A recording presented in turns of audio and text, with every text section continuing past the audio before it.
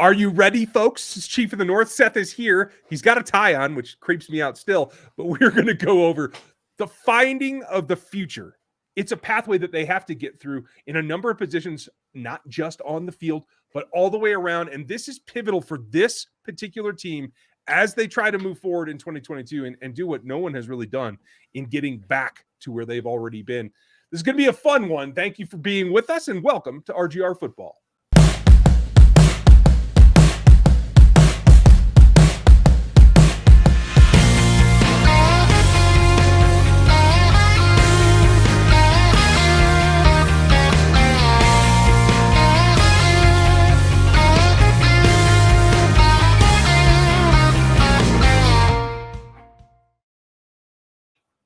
Hey, everybody. Welcome back. Mr. Kaiser, how are you doing? I'm doing well. I owe you and our watchers, listeners, an apology for missing last week. I was going to record from home, or not record. I was going to live stream from home. And then I realized I don't have a microphone or anything resembling it. And I was like, okay. And so people, you guys should know that Ryan, being the champion that he is, he got notice of that like 20 minutes before we were supposed to start. Now, to be fair, what I didn't do was start the show and then go and then be gone. Is that what you wanted me to do? Yeah, just boom, just disappeared. That will never not be funny to me. That and the night that I started off the first 5 minutes of, I think I got it. What is that? Is this piece of technology going live? I wonder what it means. I don't see a stream anywhere in here. But no, life is good, man. How are things on your end? They are working. Burning the midnight oil. I need to sleep a little bit more, but that doesn't happen this time of year. So it does not. Oh, it's going to be a tough one. But folks, if you don't know, Seth is over at The Athletic and his own personal Substack that you must go check out over here at MinnesotaChiefsFan.substack.com. And he does all the work. We've worked on this. I don't know. We've been on and off together for 4 or 5 years in different formats and whatever. Yes, down this way, right here. And we've worked it out. If you don't know me yet, if there's new people in the chat, I'm Ryan Tracy, founder of Rogue Analytics. I do that in performance consulting, and it's all based around the draft, prospect evaluation, film work, etc. We have some new things coming for you in the draft guide this year. I think you guys will want to check it out. You can always find us at rogueapc.com. And I might have a Substack soon too, Seth. Not for anything written, though. All I'm going to do is put my draft rankings someplace available that those who want it can go get it. The draft community has been after me for a bit to try to get that done. So if only I knew someone who might be interested in collaborating with you on that. I kind of love that concept. Wow. Did you just say draft collaboration? Oh, yeah. I forgot the draft. Are you feeling well? I admit, I've had so many people like, hey, is there going to be draft content on your site? And I'm like, I want to. Everyone, I want to. But like, you see this right here? This is like approximately 10 hours of my life. These are 518 snaps of Orlando Brown. That takes a long time. And so it's hard to do both. It's hard to answer some off-season questions stuff. But I will in March and April, once you're past free agency. Because then what you do, I've got to chart Charvarius Ward too. Mathieu is more of a known commodity, I think. Right. And so I probably won't do a film review on him. It's just a matter of cost-benefit analysis. But, Brown and Ward, there's some questions. Exactly what level are they playing at? How long did they play that way? How did they develop over their time? Blah, blah, blah. Those are things that we need to answer. And then there's questions like that with multiple guys. So you try to do the film review for them. Then free agency happens. And maybe before that, you want to review a few guys you think the Chiefs should sign. And then they sign guys. And then you got to review those guys' film. And all of that, again, these are the scrawlings of a madman. This takes a long time. And I'm sure there's people who can do it faster than me. But I can't. I'm just like, oh, it's 2 a.m. Was that a win or a loss? Or no, this is an episode of New Girl. Right? And so then what happens, let's say the Chiefs, let's say they sign Von Miller, okay, which I think I might start pounding the table for that because he looks good, by the way. I already started. I'm glad that would be. I think that would be. And now, do I have any idea whether he'd be interested? No idea. But I don't think the Rams will franchise him. And there's a shot. Might as well take a shot. He likes Mahomes. Might as well. I bet he likes Chris Jones. You wore 58 for a reason. Yep, and I mean, it would be such a cool thing because it would make Denver fans so mad. Oh, they'd be so upset, and that would be pretty funny. So, I mean, let's say they do that. Well, then what I have to do then is chart between 6 to 8 games of Von Miller from last year to see whether I still got it. I don't know if he played fully in 6 to 8 games. I think he did. And that takes a long time. And so while you do those things, then finally you get done with that phase of free agency.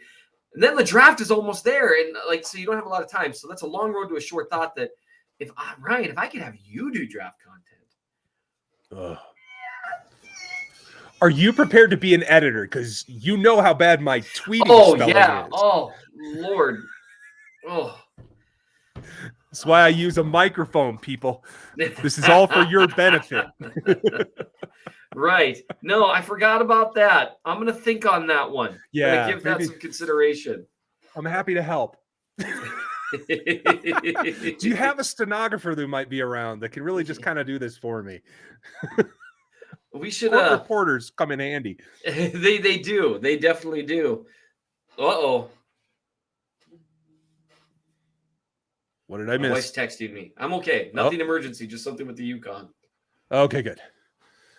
Yukon is a province in Canada, folks. It's okay. You're not being banished. It's just Minnesota. You're not quite that far north. But I do want to say, folks, thank you for the support and for all of you being here. If you'd like to ask questions, feel free. We will get to some here in a bit when we cover our main topics. This is Chief in the North Live, and you can see this every Thursday on this channel at the same time at 6 Central. Same as our stream on Monday and the Sunday night program as well. So try to make that, consistent so that it makes things easy. And Stevie, I appreciate your comment. Editing is something that I always need. This is why people don't let me write for them anymore. And that's probably the smartest thing for everyone. But we will get to that in another day. If you'd like to sub and hit the like button and actually hit that little bell too, so you find out what's going on. Anyone who's new, that's what you want to do around here because we're always coming up with something. We will get to your questions and your super chats. We appreciate the support. You can always check out the RGR store for more gear. But you spent that time, 10 hours, charting 518 snaps of Orlando Brown. Tell me, my friend, what did you find? Well, then they won't subscribe to the Substack. No, I'm kidding. Right. Right. So Orlando Brown. Summarized. First of all, man, I don't want to give away too much. He's a unique left tackle. And people can already just see that. I mean, when he walks up to the huddle, you can see that he's a unique player. He is a giant among giants. He is a guy who stands out no matter which. He can be standing next to Lucas Niang, and Lucas Niang is a huge human. He can be standing next to Trey Smith. He dwarfs Trey Smith, honestly. He's so much taller than him. He's got freakishly long arms. He's just, although his arms are really just kind of commensurate with how big he is overall. Like freakishly long arms for his height would be like 20-foot arms, I have a name for you. Ooh, keep going. Okay. And so what's interesting to me when you watch him, especially early in the season, I thought he actually had a good performance to start the season in week 1 against Cleveland. And a lot of people kind of bashed the job he did when he basically played every snap against Myles Garrett. Yeah. And people are like, wow, he gave up a sack. It's like, yes, but he gave up like 2 pressures besides that and maybe a hit. And against Myles Garrett, if you don't let Myles Garrett take over a game, you've done your job. Unless you're Trent Williams. And even then, it's not like Trent Williams doesn't get got every now and then by the Myles Garretts and Von Millers of the world. That happens. The Nick Bosas, they get you. The job is to not let them take over a game and not even let them not just not dominate, but not have a huge impact on the game. And let me just ask you, outside of one play, did Myles Garrett have a big impact on that week 1 game? Nope. And so a lot of people had a lot to say about his start, and they're like, oh, but he got a lot better as the season went along. I'd say he had a pretty decent start, and he had a few games and that I would say were subpar in a way. And so against Tennessee, for example, but here's where I would say what's interesting about Orlando Brown. He wins more than most left tackles. You chart wins, losses, neutrals, and losses are more important. But Mhm. wins are important. I mean, in terms of, a win is better than a neutral, although it doesn't impact the play as much. He wins more than most left tackles. I've got him, and I'll give away some of the secret sauce, I guess. I've got him at about, I think, 30.9% win percentage, which for most tackles, you'd get him more around like the 20, 25, and then you'd have a lot of neutral snaps for the most part. They're able to trust him one-on-one to get those numbers. Mhm. And it's interesting to watch. I see you want to break in. I'm excited. Only because the last time I did an actual tackle review was like 6 games of Eric Fisher. And he came out, I want to, if I remember correctly, this was 2 seasons ago, like at 23%. Yeah. And we were very happy having Eric. So yes. Let me see if I've got the last one that I did for him. It's been a while. Oh man, back in 2017 here. I mean, man, I'm like going, man, I reviewed his film after the 2016, 2017. Eric Fisher, in one of his best seasons, he had a 30% win percentage. did he? Okay. But that was unusual for him. So here's the thing with Brown that makes him a little bit unusual is that win percentage doesn't change much depending on the quality of competition. I would say Orlando Brown, and I'm going to write about this at length about what he does well and what he doesn't do well. He's kind of the same guy, whether he's facing Johnny No Name or Trey Hendrickson. And that is a guy who's going to win much more than he loses, but is not going to be necessarily dominant in terms of he's going to have a few where he gets got. Yeah. And that lessened as the season went along. And I think part of that is you could see it, that timing snaps became a much bigger part of his game as the season went along. And much more important to get that first step. Much less of an emphasis on that horizontal jump onto the guy to get his hands on there, and much more, it was more of a 45-degree set where he was still pretty aggressive about it, but it was more to just force them. If you're going to go around me, you got to go way around me. And it's an interesting thing to watch. Another interesting thing about him is he has limitations with his vertical or with his horizontal movement, with his side to side movement. He's not a quick guy, and his balance can be suspect at times because of his feet. Now that's actually fixable. His feet sometimes get away from him, but he's always, because he's a top heavy guy. He's not going to have incredible balance. He's not Trent Williams. Trent Williams is not just one of the strongest players in the NFL. He's an incredible athlete too. He's the Aaron Donald of tackles. And so what Brown brings to the table is even snaps that look ugly for him, though, just because of his unbelievable size and unbelievable length, even snaps that look kind of ugly, if he loses, it's like a 3-second loss or a 3.5-second loss, where it just takes guys, because there's one way you beat Orlando Brown the vast majority of the time, and it's around the edge. Yep. Every now and then, really, really good pass rushers will be able to get a little bit of a bull rush on him and get a free release inside, but not often. And that's more like a bounce thing. If you can get him teetering back a little bit, you can move inside. But most of the time, you do anything, and it doesn't matter who the pass rusher is. And man, I'm giving away way too much of what it's going to be about. Please come, still subscribe and read it. Yeah, absolutely. So summarize. He relegates every single pass rusher into the same guy. They all got to win the same way, and then it just matters how good they are at it. Whether is it Ngakoue, who's not that great at winning around the edge? He did get him once, or is it Micah Parsons, who is just a freak, by the way? Yeah. Which, on a side note, Brown had some really good snaps against him. He also had one where Parsons just cornered on him. And I mean, took like 8 steps around the corner while Brown took like 1. And there was just nothing to be done about that. It was, I mean, Micah Parsons, I assume they're going to let one of their edge rushers go so they can put him at edge full time. I get that he has value playing all over, but that guy's an unbelievable edge rusher. Yeah. He's like, it's like watching like young Von Miller, like, except maybe more athletic. I mean, and not quite as powerful. But that's Yeah, okay. yeah, not quite as powerful. Miller has a lot of power to his game. Mitch Schwartz was talking about that actually, how people kind of underestimate his power. I think on the Athletic podcast. So the thing with Brown though is he limits the options for defenders, but you could tell that they were trying to figure out throughout the year, because he's such a different tackle than Eric Fisher, how to use him and how to incorporate him overall into the offense, how often to provide him help, what kind of help to provide him.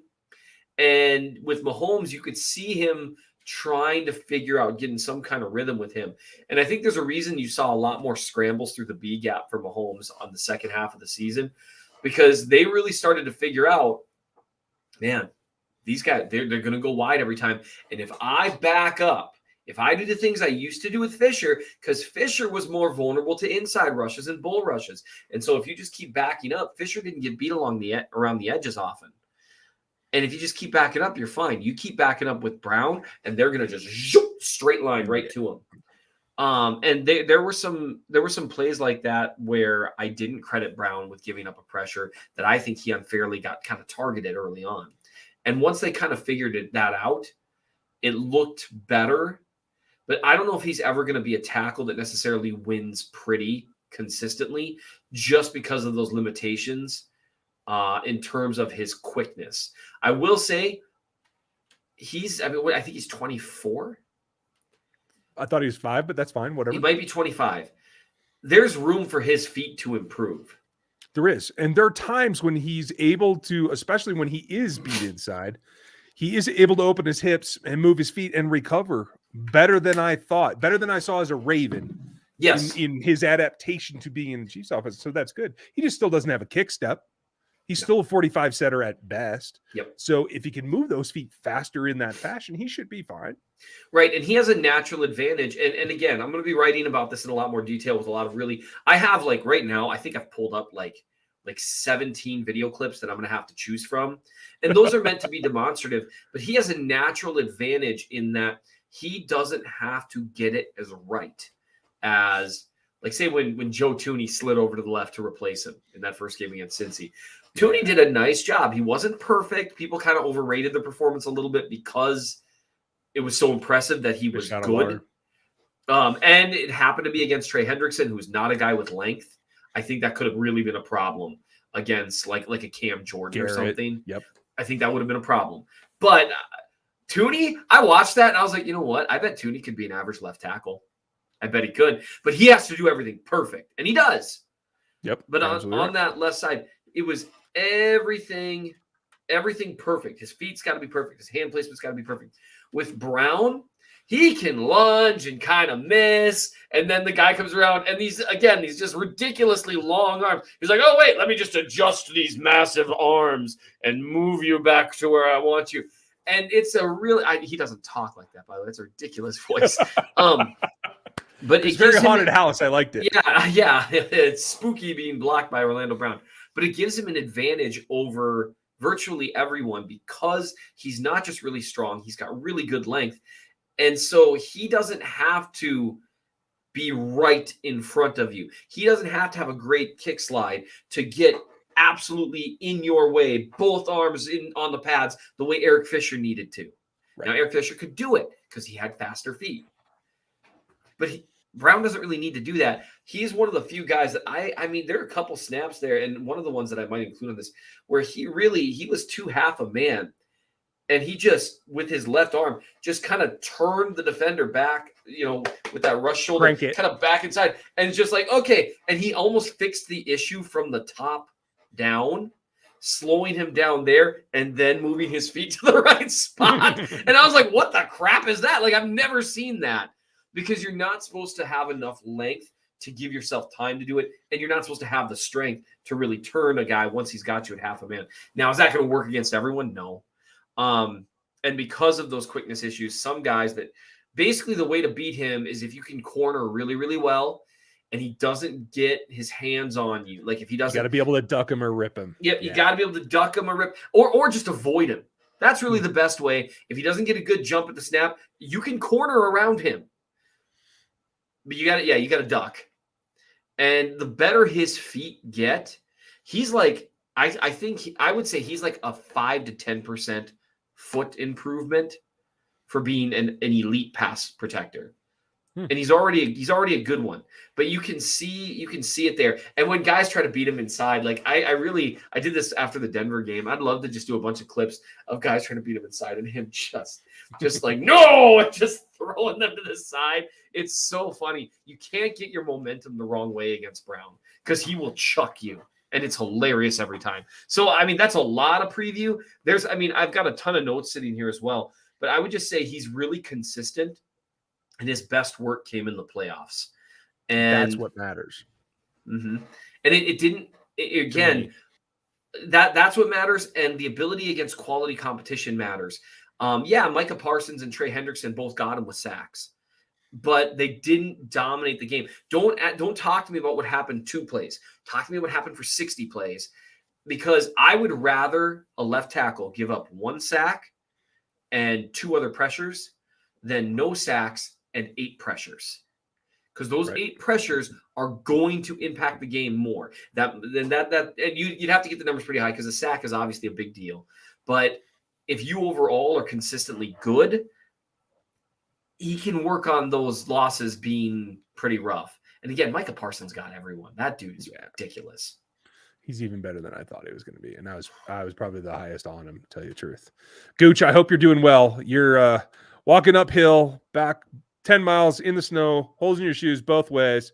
Missing the podcast is downright rogueable. Well, thank you for jumping in while you could. Thank you for the super chat and always supporting us, Gooch. And folks, you can see Gooch and Stevie tomorrow. The Rogue Head Huddle show is on Fridays. You don't want to miss that. But Gooch got us started tonight. Thank you, sir. We're going to get into your questions here in a minute. I do want to cover one other topic. I know we'll get questions about Bieniemy and stuff, you guys. I think that's a lot of hooey, to tell you the truth. There's one aspect that you've heard me talk about quite a bit that we will get into. But I want to start on what I think is a more dire situation, because it's not what has been the relationship. It's the fact that he's not there. And right now, after after getting out that they were going to have a meeting at the Super Bowl, it's been a week, at least a business week. And you don't have an offensive coordinator, and you don't have a quarterbacks coach, and you don't have a corner coach now. And that's where I want to get to you. Are you surprised that there's that many holes in this staff right now? Yes and no, which is such a cop-out answer. I'm a little surprised there hasn't been more poaching of the staff in previous years. You're talking a team that, Super Bowl, AFC Championship, Super Bowl, AFC Championship. Mm-hmm. And in previous years, they really haven't had a ton of staff turnover. Obviously, the defensive coaches and that kind of stuff. After the 2018 season, they did what they had to do with Bob Sutton and then some of the other defensive staff. But overall, they've had a fair amount of continuity. Like, they brought guys on, they've been around for a while. And so now this time, I think you're just seeing a little more like, you're just losing multiple guys.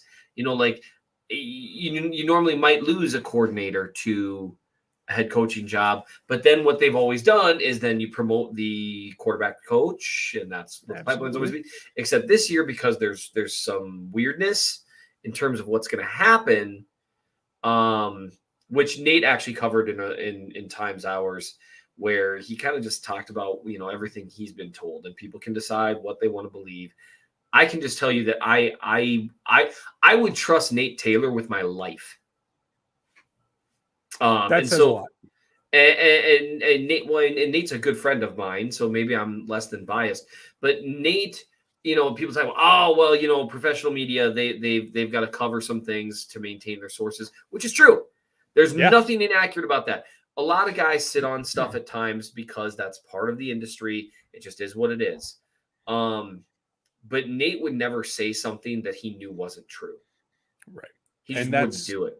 Not the case for everybody. And what he said on Times Hours, and what I am saying here is the meeting with Andy Reid and Eric Bieniemy is just as much about what Bieniemy wants to do as anything else. It's not like, Bieniemy begging for the job and Reid saying no. Reid, from everything that Nate knows, which I think is more than most, Reid wants Bieniemy back. Because of how weird the whole head coaching thing has been, I could see why Bieniemy would maybe move on. Yeah. I think it's best for him because I don't think another year as the OC underneath Andy Reid is going to get you any farther down the road. Yeah, I don't know what it accomplishes for him. Maybe they Yeah. go scorched earth this year, but I mean, they've been a top 3 offense in DVOA in offensive efficiency for 4 straight years. Yeah.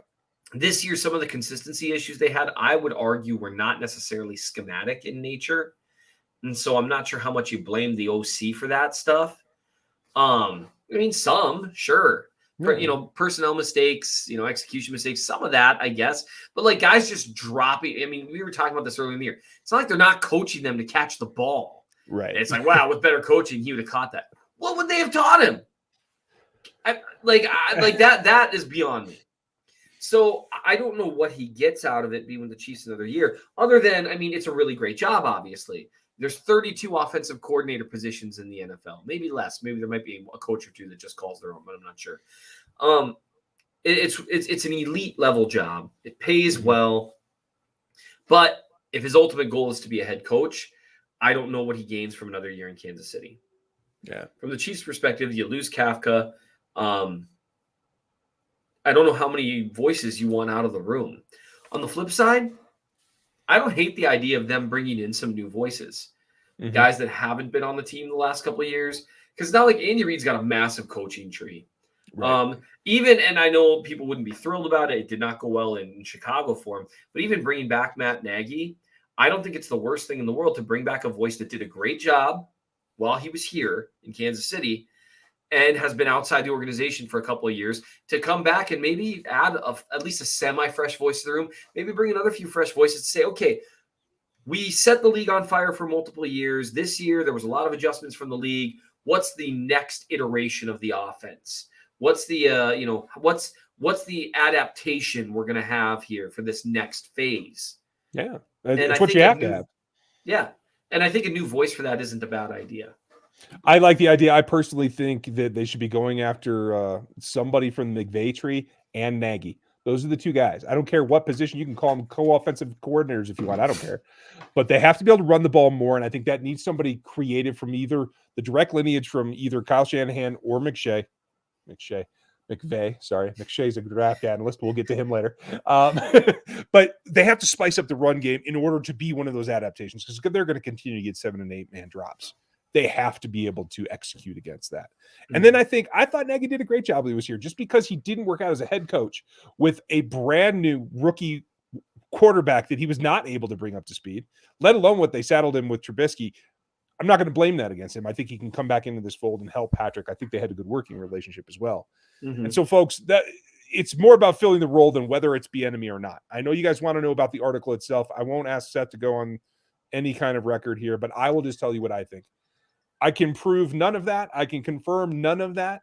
The one thing I will say that was in that piece that has now since been taken down, by the way, is that there was a claim there that there was a problem with the changeover after the scripted 15 plays at the beginning of games, and that supposedly Eric Bieniemy took over play calls after that. And I will tell you, I've been pointing that out since week 3, is that there was a problem with that transition, and that things changed and dropped off after that 15. So anecdotally, from what I've seen on the field, that could be true. I don't know anything else. And I think a lot of that was hyperbole. If you're not going to name the sources and you're not a journalist, there's a lot of room for error there is all I'm going to put it. So sure. That said. Right. There were certain things that, and I don't want to be unfair to anyone because I don't know the people who wrote it. I don't know any of, I don't know is the short thing. I'm not an insider. I never have been. I never will be. Every now and then people tell me stuff, and sometimes it's true. Sometimes it's not. There is some truth to the idea that teams try really hard to set narratives and control the outflow of information. That's absolutely true. Is it true that there are members of the media who report what is fed to them? Yeah. Mm-hmm. That's true. But I mean, the NFL controls the flow of information better than any other sports league. And they're crazy about it when that's because they're $1 zillion industry. I would just say this. I've had a lot of people ask me about that article. I don't know, is the short thing. I don't know whether there was a blow up at halftime. I don't know whether there was friction with them all year. I know Patrick Mahomes has said a million great things about Bieniemy unprompted. I know we've seen a million great interactions with them. And I know Tyreek Hill took to Twitter and Fountain went to Twitter. Those were the two players that I saw that were just like, what is, I mean, like Right. when Tyreek Hill's tweeting like, this is ridiculous, Bieniemy's one of the best coaches in the building, I don't think the Chiefs would have chosen Tyreek Hill to be like a fake puppet mouthpiece. Like very good point. Like Tyreek is not who they would have picked there. If they really were like, hey, we need someone to kind of get some control of this, they would have gone to Patrick to do that. Yeah. And whether or no not, and even if there was tension or whatever, you know what he would have done? He'd have done it because he's a franchise quarterback and they do stuff like that. Unless they're in the phase of their career that like Aaron Rodgers is in, where he's like, I do what I want. And I'll tell you the thing that I think most fans don't understand, and this is true of every organization, not just the Chiefs. The number one thing that owners and franchises across this league fear is instability. So they control everything they can control and they lock it down as much as possible. So that is to go per normal. I don't think that's out of the range. Now you guys might have some specific questions about it.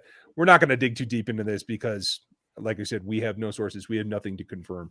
Yeah. So I would just note that there are a few details in there that don't necessarily make sense. Yeah. Kind of corollary details that make it feel like maybe there might be some kernels of truth that were then perhaps extrapolated upon or embellished. That's what it looks like to me. If the people who are watching this or the people who are commenting are among people that contributed to that, I'd be more than happy to have a private conversation with you to where you could name some names. Am I, because I'm not convinced that it was the writers of that piece that are misleading anyone. I think sourcing is difficult. And if you're not a journalist, sometimes you can get got. Sometimes you can get got. I may or may not have had people DM me in the past or even recently saying, yeah, I totally convinced people to go with a narrative. People enjoy doing that. I don't know why, but people enjoy it. So fair enough. I'm trying to learn how to do that so we can run the ball more, but no one listens to my narrative. Yeah, no one listens. So really, it's not a way to try to, it's not denigrating anyone, but it's just one of those like, I don't know how much of this is true, and that's impossible. So yeah. Well, Terry Mitchell, thank you for the question. I don't know who they're going to go after as a DB coach. I will tell you this. There are plenty of staffs to go research and look at who's worked for Spags in the past. Dave Merritt is one of those. That's why he's here. This coaching staff and everything that falls from Andy falls in a pattern that is recognizable to the rest of the tree. So if you want to go look at the Baltimore staff, if you want to go look at the Washington football staff, if you want to go look at the Buffalo staff, those are options for guys that came up in either Andy or Spags tenures, and you can make those connections. So that's I think Merritt's done a really good job for what it's worth. Yeah. And I don't know. The thing I'm confused about is where the lineage is, because at one time he was called the safeties, then he was called a defensive backs coach. Like, who was where? I think they should bring in two. I think you have the leeway in this league to hire more coaches than is standard, and I think that would be good for the youth on this ball club. Oh, absolutely. Coaching is one of those areas where you can buy an advantage. Exactly. Oh, okay. I'm going to fix this light. So I'm going to have you answer this next one. Ooh.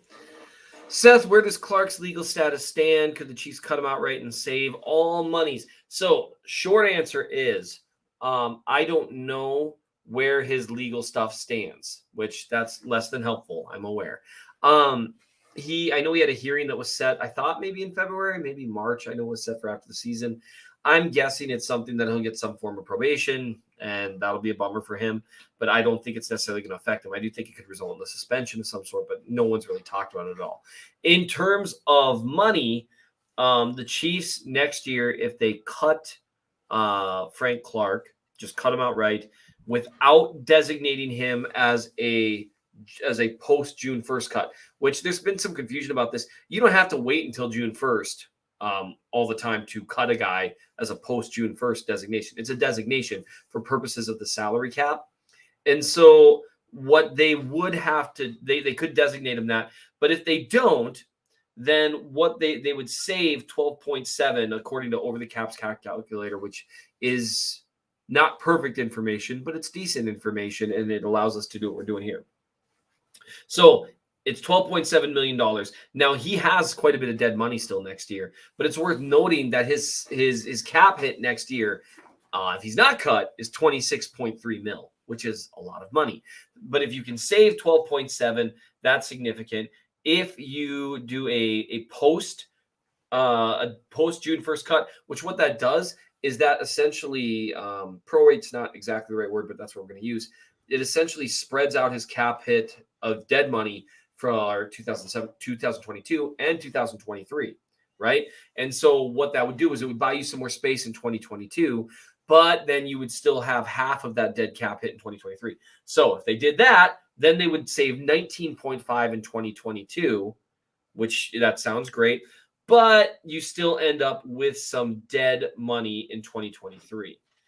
And so it's just worth noting. These are all just things that do matter at the end of the day in terms of dead money. They could be free of Frank Clark's dead money if they just cut him this year, and still they would save over 12 million. That's actually the route I would go, because they have ways of saving money for 2022. Yeah. So they say they save 12.7 mil with Clark. They also can save money with Hitchens and restructuring Mahomes' contract, and boom, suddenly we're sitting at like 55 mil, 60 mil. It's the 2023 cap and beyond where you want to be sure that you're not doing things that affect that too much. And that's why I would say you just cut them outright rather than doing a post June 1st designation. So yes, they could save a lot of money, but not all the money. Yeah, I'm totally with you. I think rip the Band-Aid off, get it going. Adam, thank you for the question. Do you draft a safety if we re-sign Badger? Absolutely. Yeah. Safety group this year is pretty good, and it will backfill the loss of Sorensen as well. And I don't know that Armani Watts has made much progress under this staff. Maybe that changes with the change of the defensive secondary coaches. But I think they still want to play 3 safety sets. So it's not just enough to get Tyrann back. You got to have a third, and you got to have a guy for when somebody gets injured and misses a ball game. Right. So 4 is the minimum.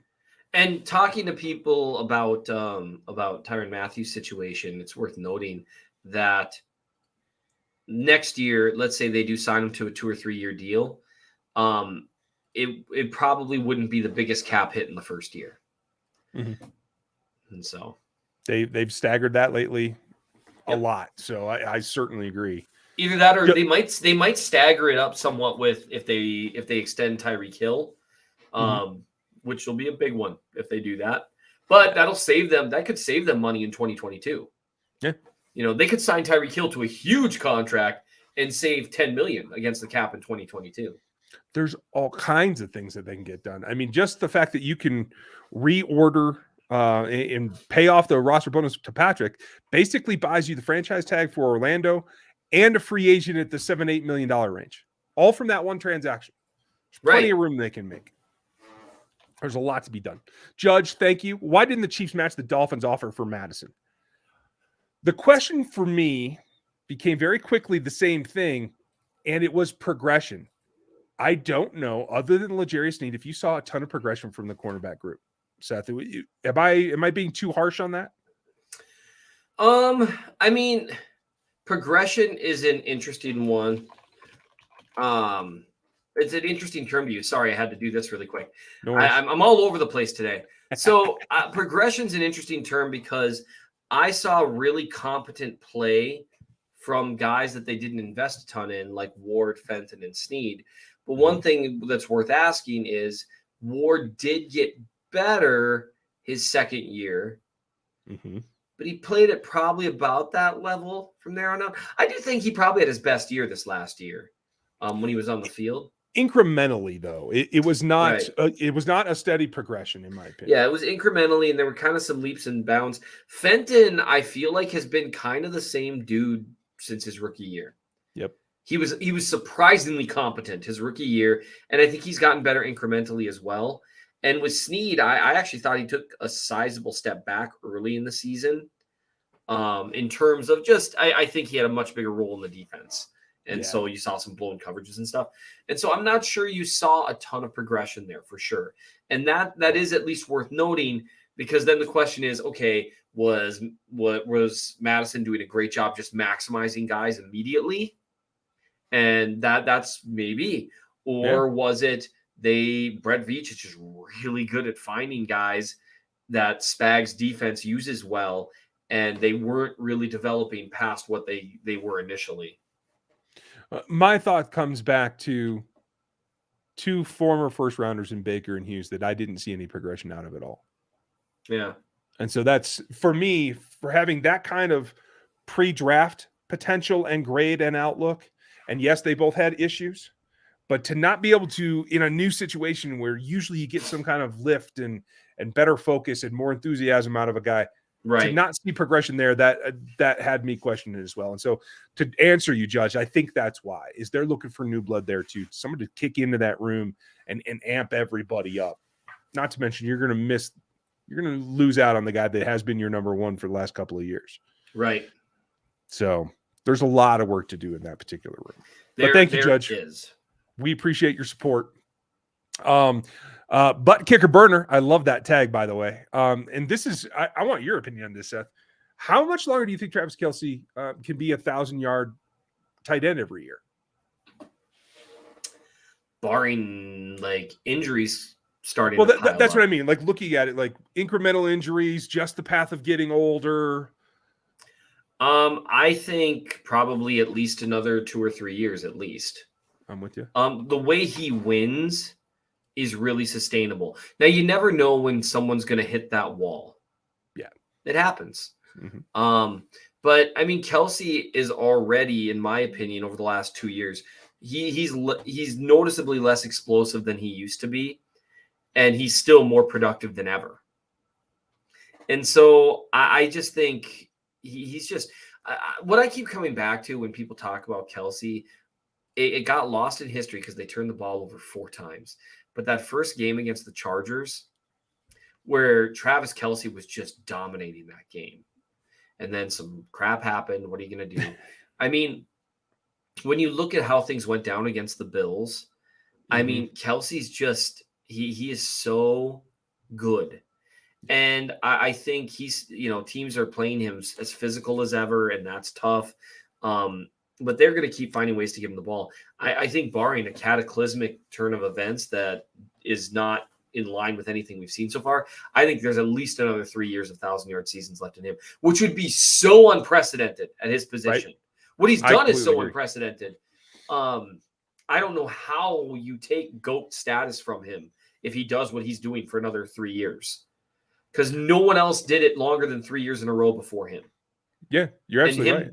Him doing it 7 or 8 years in a row, I mean, it's insane. It's completely unprecedented. And I'll say it this way, it's a little counterintuitive, but I feel if they do get a legitimate third target on every snap to play that other wide receiver position, I think that actually helps him. Oh, absolutely. Because he's grinding it out now. Mm-hmm. I think he could still get there to open the offense up a little bit. And I just looked it up while you were talking too. He is 33 years old. And I see a lot of people complaining about that. I wanted to verify before I said this. Have to remember, he graduated a year late or came out a year late. Yep. In terms of like the average a guy comes out of college. And he had that first season with the plateau injury that he didn't play. So yes, He's 33 years old, but the mileage isn't what a normal 33-year-old would be at. Right.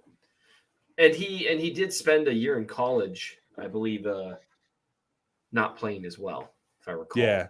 Or he at least was suspended most of the year. And so, no, mileage matters, but age obviously matters because 33 is no spring chicken. And Tony Gonzalez is the exception in terms of aging a certain way. And so I just, when you see, but one of the reasons that Gonzalez, he was the exception for 2 reasons. One, because he's an absolute ridiculous health nut. Which I could be wrong. That does not seem to be Travis. No, guessing not. Yep. And so, but the other thing was the way Tony Gonzalez won the way that he performed was by understanding defenses and having terrific hands. Kelsey understands defenses at a higher level than pretty much any receiver I've ever seen. Yeah, it's the mental game that he will continue to win with for the next at least 3, probably 5 years, I would bet. Right. And don't forget about the last what? Because Antonio Gates, when he lost step, he lost his step, and then 3 or 4 or 5. And Gates was still a productive receiver after that. Mm-hmm. And that's the thing. Yeah, I know. Gosh, man, that was one guy, even when Eric Berry became a stud in coverage. I know, right? He could not cover Antonio Gates. He could not do it. It was so funny. So I would just say that I think he's got 3 years left of producing at the level he's producing at, barring, a really significant, because even if he lost another step, I still think he's a 1,000-yard receiver because he just doesn't need to win that way. And he was still a great yards after catch guy again this year. And I think that gets lost in the shuffle because he doesn't look as fast as he really is. He never did. When he first came out, he didn't look that fast when he ran, but he was outrunning D-backs. Now he doesn't look that fast, and he's still at times outrunning D-backs. Yeah. So he's so lanky that he just doesn't look as fast as I think he actually still is. Yeah, I'm with you. Avery, thank you for that. And if you guys would like to check out Locked On NFL Draft, I would appreciate that. We have a good time over there. My co-host is Eric Crocker, former NFL player. He's got the inside from that. I do the analytics and the front office stuff. As you guys know, we have a great time. We get Rob Rang on there. We get John Harris on there. We have some other guests that are going to be recurring with us here pretty soon. So if you're a draftnik and this channel ain't enough for you, come on over there. How could it not be? Right? Hey, I can't do it all draft all the time, right? But thank you, Avery. Appreciate you. Harlan, trade idea, Chiefs, Orlando Brown, franchise him and trade him for a 4th-round pick and Jags Josh Allen and their second. They'll never give up Josh Allen, dude. I understand where you're coming from because you're probably not happy with Orlando and you want pass rush. Certainly, Josh Allen will bring that. Doug Peterson especially will recognize the fact he has to have pass rush, even if Bulky and the rest of that organization is still as broken as it seems. Yeah. I don't think they'll ever give that up. Well, and I don't, it's interesting. Sorry, I'm leaning way out. My wife, just so everyone, in case people are wondering why I look like a crazy person, it's because my wife asked me to get the kids from Taekwondo the second we're done recording.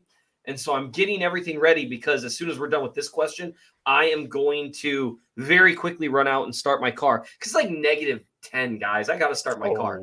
But so I would just say this. I really like Josh Allen as a pass rusher. I'd love it if he were available. Yeah, if the Chiefs grabbed him, I think that would be a great idea. I don't like the idea of trading Orlando Brown for him. Orlando Brown's a good left tackle. And we'll talk more about that once they go. I think Orlando Brown is a really good case of people focusing on the highlights or lowlights. I resemble that remark. And not the snap in and snap out with Orlando Brown. Because I think snap in and snap out, he's a good left tackle who improved incrementally as the year went along. And you could see him and Mahomes working together. And I think the ceiling is quite high for that duo. While you deal with this. Oh, you have something? Okay, I'll tell you when you get back. Okay, I'm gonna go start my car. It's so cold here in Minnesota. Go do that. Bartimus. Allen Robinson, I agree. It's intriguing because of the supposed interest. It all comes down to dollars and cents, especially because, all joking aside, we expect Tyreek Hill to get the extension. You can't overpay your new guy and not pay Tyreek. So I think that comes into it. Other than that, my only question would be, is his heart still in it? Because he gave up. It was a tough situation for him. I understand that, but I need some kind of assurance that he's going to walk in here and have the dedication again. So if that clears, then I'm all for it. And I do like the man's game. So I'm down with you. Lawrence, hope you're doing well. Thank you for the super chat and the support. Will any of this matter if Sorensen sees the field next year? Any chance Veach and Andy make Spags part from him? He's not going to be back. If he's back, something's gone terribly wrong. He's a free agent right now. He is no longer chief as of this moment. His contract has expired. The question will be, do they get enough done that they feel comfortable with, or do they bring him back on a 1 year again because of the comfort level? I hope that's not the case. I don't think there is enough to bring him back for any reason, but he's going to be 32. He is a free agent now, so I think they will let him go. And if somebody signs him up and pays him, then they'll get a comp pick out of it. And I'm all for that. Julian, how are you? Seth's back. So good. Nice to see you, Julian. Nice to see you, Seth. Okay, so before we go to Julian's next question, the guy that I want to tell you about is from your neck of the woods. He played at Minnesota. Can I interest you in a 6'8", 340-pound guy? You talking about the right tackle? Daniel Fa'alea. Yes. He is your guy. I could be very interested in him. I've had a few people mention him to me. And what's interesting about a guy that size is, well, for one, there's the natural ability there, but you can kind of have similar guys at each tackle spot and plan out your offense accordingly. Okay, now we know, and we talked about this with Orlando Brown. He is going to turn everyone into an edge. It's the only way you win, going around the edge over and over, rusher. Get a guy at the right tackle spot, same thing. You can plan your offense around that. You can say, okay, my normal depth of drop, make it go from what I think their goal is usually 9 yards or so. Make it 8 because you know your interior line is great. And now if you've got these trees on the edge, hey, direct them wide over and over again, and I'll go 8 yards over and over again. I think you can do those things, and plus, man, that'd be a beefy line. It would. Now the problem is he played 2 years in high school. I understand 3 years at Minnesota. Maybe it was 4 at Minnesota, but he's only got 5 or 6 years experience. Right. He's raw as the day is long, but he's more athletic in the lower body than Orlando is. He's as long as Orlando, and he's nearly as strong. I see a lot of similarities on their tape, and I will get you the tape if I have to hand it to you myself so that you can review one draft prospect that might fit what you're looking for. Ooh, that could be fun. I like that idea. Kind of excited about that. Okay, cool. On to Julian's question. Julian, glad you're back. The future is Matt Nagy as the OC and restocking the defense, CBDE, and safety. Thoughts? I think we're down with all that. My only question would be, Seth, would you go in terms of priority, corner, edge, safety? Because I would put the edge first. I would put, the entire defensive line as priority one. Corner, it depends what they do with Ward. I assume, based on the fact that we haven't heard anything, that probably Ward is going to test the free agent market. And I get why he would. He's a good corner. But if they don't find a guy, that it just depends on who's available, what they're looking for. But really, I wouldn't be mad if they splurged twice on a defensive lineman during the offseason, because Spags defenses, whether you think it's right or wrong, this is what they are. They are built to be from the front back. And they've shown they can get good production out of decent corners. And so I would just say we see that it doesn't work when they're not getting pressure. And we saw how good they looked when they were getting pressure. When Clark kind of had a little mini career revival there for 4 games or so, 4 or 5 games, the defense looked as good as it's looked during the Spagnuolo era because they had two good pass rushers and 1 elite one. And that the difference between 2 and 3, people would think it's like, oh, it's, another 33% or whatever. Much more than that. It's just exponentially more dangerous, crushing the pocket everywhere. And they need that. I mean, if I were them, honestly, I'd re-sign Ingram, sign a splash guy, and then try to get one more splash guy on the interior. Go get BJ Hill. I don't care. Get someone who can help from the interior as well. Jaron Reed, good idea. Didn't work out as well as they would have hoped. Fair enough. It was a good idea. And Reed had his moments, but he just wasn't as consistent as he was in Seattle. Bummer. Yeah. I thought he would lift Frank. Frank brought him down. Yeah, they were not. They weren't as good as they were together a few years previously. Yeah. And just Reed is an effort guy. He's your 3rd or 4th pass rusher when you've got 2 or 3 other guys playing really well. Reed will get there with some effort and that kind of stuff. And he really didn't play very well to start the year. He did come around a little at the end. But I mean, we saw what the defense looks like when you've got 3 higher level pass rushers. It's not like Ingram and Clark were playing like high level. They were playing playing good. They were playing well. You pair that next to Chris Jones with 2 other guys, you're doing something. Do it with 3. You're moving. And so that's why, again, if they were to splurge anywhere, go. If you're not going to keep Ingram around and you want to use the money for someone a little more, maybe long term, see if you can sign Ogba and Von Miller. And so would that be tough to do? Yeah, yes. But they do have the money where they could if they wanted to. Yeah, they can make it happen. Folks, we're going to run through these because we're about 5 minutes out from the hour and we have over 20 questions to go. So, Miss Holly, I didn't save it. I read it through and I called it done. It's probably out there somewhere. I will tell you the one quote that I thought was important. You can find on my Twitter timeline. That's Ryan Tracy NFL. You guys can check that out. Julian, I think OBJ needs to lose 10 pounds and help his quickness. Your thoughts? Yeah, and I'll tell you guys this. I don't think anybody's going to sign OBJ until the season. And if it gets to September and he's running again like I expect, and hopefully he has lost a little bit, Julian, I think that will help him. I'm all for signing Odell Beckham Jr. in a mid-season I think he means Orlando Brown Jr. Oh, okay. Well, sorry. I jumped to that. So, yes, I would say even 15 or 20. I think definitely that would help him move a little bit better, and it wouldn't cost him strength at all. So there are 2 questions for the price of 1, Julian. Yeah.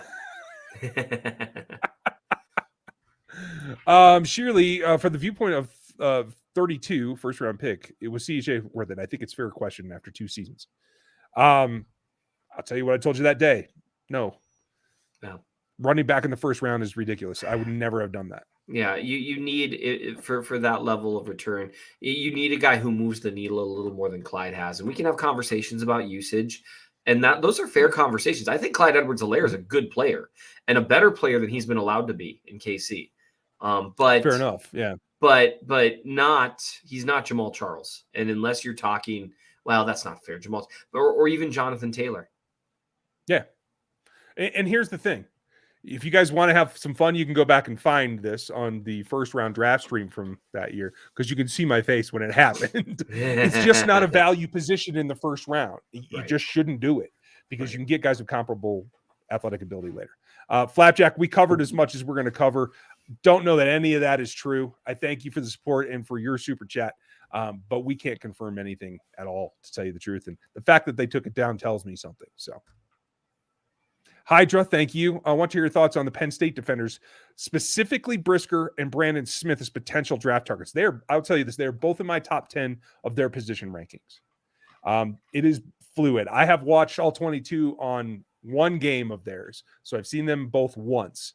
I need to find more. It's one of the schools, including Ebiketie and Lucetta, that I have to watch the pass rushers too, and I just can't find enough with all 22 yet. So they're definitely on my list, Hydra, and I will give you reports. And again, we're going to start a new Substack. The rankings will all be there behind the subscription wall. If you guys have no interest, that's perfectly cool, but there are a lot of draft nicks that want that, and I'm going to have to put something together. So you can hear more about all that stuff on Locked On NFL Draft with us too. Lego, thank you. Are we getting McKinnon on a long deal? I think he's earned a contract in KC. Would you bring him back at all, though, Seth? I'd see if he wants to on a 1-year deal. But I mean, anytime when you've already got your starter in place, and they do, if you're paying another running back more than 1.52 million a year, you're doing it wrong. Yeah, I'm with you. Miss Holly, thank you for the support. As always, on a positive note, congrats to Nick Bolton for earning the Mackley Hill Award. Yes. Were you surprised by that, given how good Creed played? I was, but I also think that you're going to see Bolton getting pushed to the forefront by the organization this year as they move on, probably from Hitchens, and then probably, they might need some new voices on defense there. Hitchens has been a big voice in that locker room for a while, and Bolton is a guy that you want being one of your voices. I know I've got to go here in a moment, but one thing with Bolton that's interesting to me is he hit what I thought his ceiling was as a player as a rookie and probably surpassed it a little bit. He was more of a playmaker at and behind the line of scrimmage than I thought he would be. And he, at least at times in the latter half of the season, showed the type of improvement in coverage that I thought would take a few years. And so good on him. Yeah, I agree with you. He is where I thought he would cap out at. So that clearly means that he's got more to go. Yeah, and I mean everyone, and I know, obviously people that cheer for Mizzou are going to be a little homerific with him, and that's fine. But every one of them that I've talked to said, just watch, he's going to get better every year because that's what he did in college. And he seems like, I mean, there's something to be said for guys who just know how to play the game and have some physical gifts in terms of his ability to hit heavy, to close fast downhill, and also who just play their tails off all the time. There's something to be said for and that. if he can maintain this level of coverage, then he's fine. Yeah. He actually is slightly better than I expected him to be. So if he can improve his pass coverage at all, then he's in even better shape. Absolutely. And I know you got to run. I'll answer all the rest of the questions. We got this. No problem. Aaron, I'm glad that you guys listen. Say hi to the family. I will. Thank you guys for listening. And you guys just give Ryan some love. He's always covering for me being terrible. And yeah, it's a Merce. What are you going to do? Take it easy. And he's out of here. He just dropped. So, hey, that's the way that goes. Bill, thank you. Articles like this are always a mixture of truth and conjecture. How much truth and how much is impossible to know with more info. I will say you're absolutely true. The piece on my Twitter timeline is something that you guys have heard me say all the time, is that there was some problem after the first 15 ran out and they lost something there. And there's a theory about that was in that article. I think that might be the one grain of salt of truth in there. The rest, I don't know. And again, this is not to disparage the people that wrote it. It is just to say that sometimes you have to check your sources, and it's not always what it appears to be. Thank you for the support, Bill. I remember when Kelsey and W were shouting matches, and yet Kelsey always sides with EB. Exactly. Because in the trenches, in the middle of it, you get into it, and then you get back on each other's side. Avery, if you're drafting a day 3 running back, who are your top 2 or 3 options? Wow, that is some good stuff. I think Pierce from Florida is going to be one of them. I don't think he's going to make the top 100. I think Ty Algiers, I will, but I like him too. Let me pull up my list, and I will tell you the other guys that I kind of like at that position. I'm a big Jerome Ford guy. I like what he brings to the game. I think he's a day 3 guy as well. And then the kid from Arizona State. Or is it Arizona? I can't remember. Rashad White. I like him as well. And then a long shot will be Carr from Indiana. I've seen him do some good things as well. Thank you, Avery. Lego, when is Spags' contract coming up? Do you think he'll get an extension? I think it remains to be seen. I think he has another, it's not just 22, but 23. And I think it's all going to depend on how the defense plays. If not, I think they might be looking to make a change. They are grooming Brendan Daly to become a DC somewhere, if not in Kansas City, somewhere else. Can Kafka be our OC? No, he signed a contract. He is the OC in New York, at least for this next season. Paul, draft Alec Pierce. He always catches the ball away from his body like Sammy. You're absolutely right. He's on my list too. I have him as a top 100 guy. Somebody, I don't know if he'll be there when the Chiefs pick him in the 3rd, but if they move up or move down into like the mid to upper 3rd, I think they could get him. And I like his game. I agree with you. He does a good job with his hands. Do you gentlemen think that we can get a running back in the draft in the late 3rd, since we don't know about Williams? They could. I don't think they should. There's way more important positions to get than running back in the top 100, so I wouldn't touch that. Would I trade for him? Yes. Will they give him up? No. Josh Allen is going to be a Jaguar. I don't think they're going to let him out of the building. MT, welcome to the memberships, folks. If you want to get in the memberships, there's a join button down over here. You get extra videos. You get videos that you can't watch at work and that kind of stuff. Frank language. And you get some things that we don't do on the public side. So it's worth it. And if you do join at the rookie level or more, it's like different levels of exposure. You get into the Discord with Aaron and all the guys as well. So Aaron's in the house. So are Stevie and Gooch. So you get more from them as well. Discord is where all that happens. Nate Dogg, say OBJ is extended. Mathieu 22, Tyreek 23. Possibly. I don't know. OBJ is not going to get extended. He will be a free agent. I will tell you that. Mathieu could get the extension. Tyreek will get the extension. Mathieu is a free agent, so he would get a new contract. That's the way that would work, Nate. Bill, thank you. If the Chiefs can't retain Tyrann, would they consider trading some futures to trade up for Kyle Hamilton? Is he the best safety to come out since EB? Wow, since EB? No. because Adams is in there in between, and Adams is a slightly better player coming out of college than Hamilton is. Hamilton's incredible. He's not quite beefy in the box. He is a coverage linebacker. He could play linebacker if he wanted to. He's a coverage safety. He can play nickel. He can play corner if he had to. He can play robber. He can play free. He can play 2 high shells. He can do it all. The problem is you probably got to go into the top 7, 8 picks to go get Kyle Hamilton from Notre Dame. And the cost to do that is just too much. When you have all these replacement players you have to get in because you're losing stuff, including 3 of the front 4 have to be free agent or draft, you got to spend those on players that you bring into your house, not trade them away. So I don't think that's in the cards, but I like the player. Lil Katie, how are you? Or Caddy? How do you boys feel about Alec Pierce and the mid wide receivers? I think the wide receivers are deep. I don't know about the top end of them. I'm not so keen on that. Pierce is one of the guys that I like in the middle. John Menchie's going to be in day 2. I really like Jahan Dotson for what he is. He's a smaller guy, but I'll tell you, the slot guys in day 3 are going to be bananas. I think Khalil Shakur will make it in the top 100 just barely. He's going to be great. Kyle Phillips from UCLA is awesome. I mean, he shakes people loose like it's nothing. And my guy, you guys have heard me talk about him before, Jarrett Stearns runs out of the slot like a smaller version of Steve Smith. I love him, and I want him on this roster. He will be a day 3 selection as well. So there's a couple names for you. Bill, if Devin Lloyd, Traylon Burks, and Andrew Booth, I always say Antonio for some reason, Booth Jr. fell to 30, who would you take? Right now, the overall position value would go to Booth. And I have him and Devin Lloyd both in my top 20. I have Traylon Burks in the 28 to 32 range at the very bottom of the round.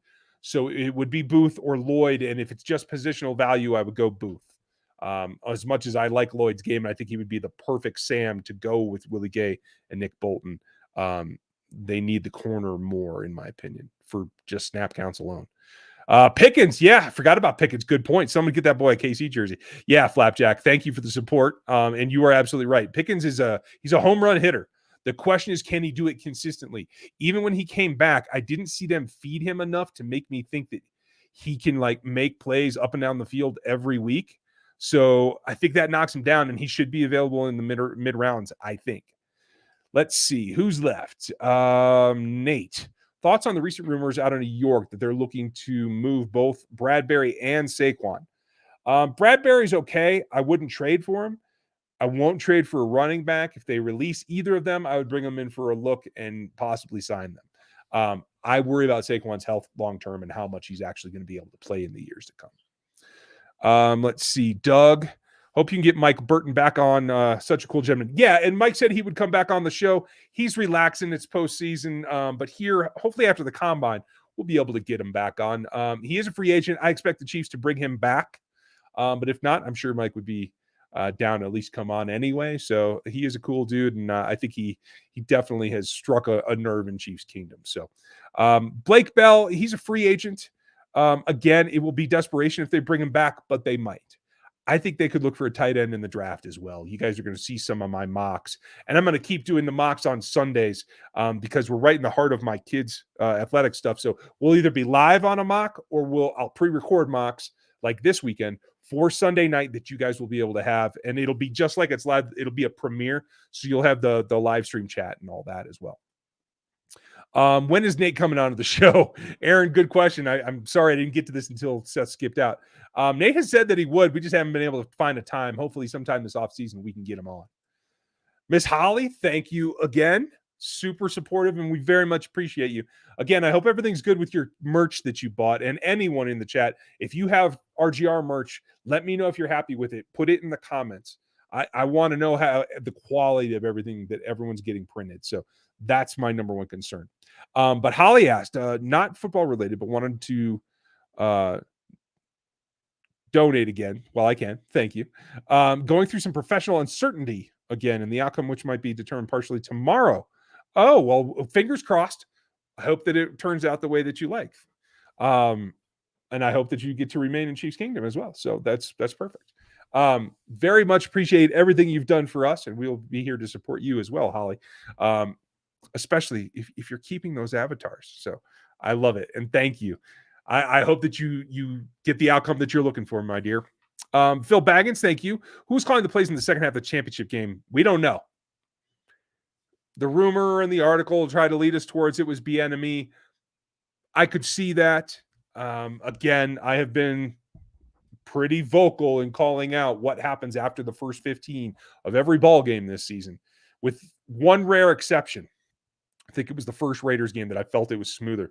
But I've noticed a difference after that. And whether that's the changeover to EB, like that article seemed to suggest, or not, I cannot tell you. But that is the theory. And I would not be surprised to learn if that's the truth. I just have no way to confirm that. So that's kind of where I'm at, Phil. Let's see here. We're going to wrap it up because I know we're over time, you guys. Wolverine, thank you. Thomas the End. That's Cam Thomas from San Diego State. Chris Olave from Ohio State. Daxton Hill from Michigan are all on the board at 30. Who are you grabbing? That's good ones because those are all quality positions. Now, Daxton Hill has the skill set to be a nickel or a robber and replace exactly what Tyrann does. He's just not the ball hawk that Tyrann was in college, so it's hard to project him to have that kind of impact. Olave is the smoothest wide receiver in this draft, in my opinion. He is a top 5 for me. If he were there, A, it would be surprising. B, I'm not sure he has all the big playability that you're looking for. He certainly it can be second fiddle, but I think what you want to draft is a number 1 that has to play behind Tyreek, and you get 2 number 1s. Thomas is a Spags kind of guy. Super big, super long-armed. He is going to be a monster in a traditional power structure 4-man front. I would probably go Hill. I think they will probably go Thomas if that scenario were to come down. And let's see, Doug. You're right about Cameron Thomas, definitely a Spags guy. Okay, so great. We confirmed that too. That's awesome. Let's see. Is there any other questions? Oh, there is another question from Nate. Opinions on a few. Cameron Thomas, Jermaine Johnson, though the draft, and Danielle Hunter, who I keep hearing the Vikings are looking to move. Yeah, he had some, discomfort with the organization last year. I just know that the price tag that they're looking for is really extremely high. So I doubt that actually happens in reference to Danielle Hunter. Cam Thomas, like I said, super powerful, super long. He runs twists well. He can play on the outside. He's not super explosive, but I think he comes in at like 295 and he's pretty explosive at that point. Let me double check. Never mind. I don't have his weight here. So we'll know from the official weigh-ins at the combine soon. And then Jermaine Johnson, he is more of a 3-4 outside linebacker. He uses his strength well. He does play pretty strong for a guy that I would think is slotted a little bit more that way. My problem is he had a great week at the Senior Bowl against what I feel is an offensive line group that wasn't that great. I don't think Trevor Penning's as good as Spencer Brown. I'll put it that way. And he was the best tackle of the bunch.